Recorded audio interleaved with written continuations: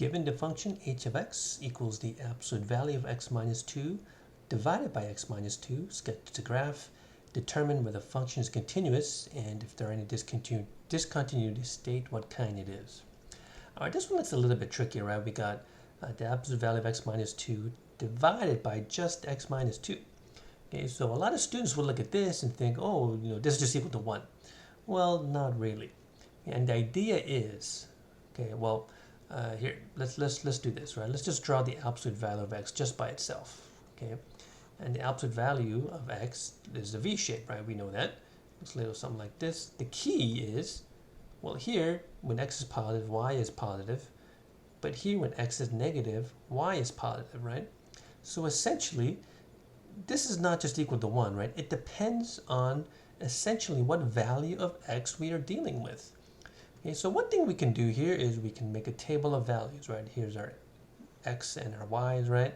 Okay, we know that when x is equal to 2, right, y is undefined, okay, because we get a 0 in the denominator, so that's undefined. But what happens when we get positive values of x? Or I'm sorry, not positive, I mean bigger than 2, right? So plug in 3 in here, well, we just get 1, right? Plug in 4, right? We get 2 over 2, which is 1. So if you plug in numbers and you keep thinking about this, right? Any value bigger than 2 that we plug in here, we're always going to get a positive 1. Okay?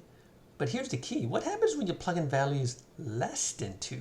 So for example, it's 0, right?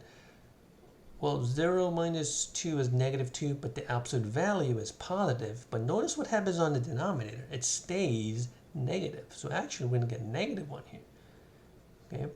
So really, no matter what you put, okay, and as long as you put any number less than 2 in here, right, our answer is always going to equal negative 1.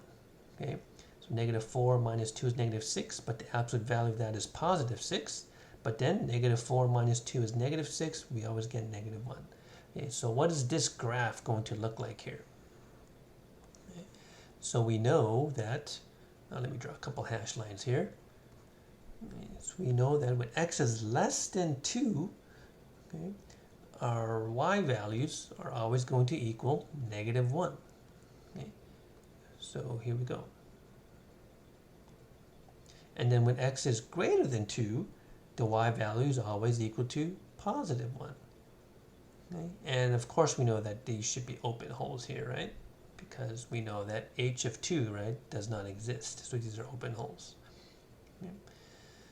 All right, so, well, this is just a jump discontinuity, right? So we're going to essentially jumping from here to here. As you can see, the limit from the left is equal to negative 1. That exists, right? So we can write this as the limit as x approaches 2 from the negative side, right? That's equal to negative 1. However, the limit as x approaches 2 from the positive side, right, that's just equal to positive 1. So the right and the left-hand limits are not the same. Okay, so of course the limit at 2 does not exist. Okay, so yeah, this function is going to be discontinuous here. So the function is continuous everywhere except at 2. Okay, so the function is continuous everywhere except at 2. And at x equals 2, there is a jump discontinuity. You got to be a little bit careful with the absolute value one.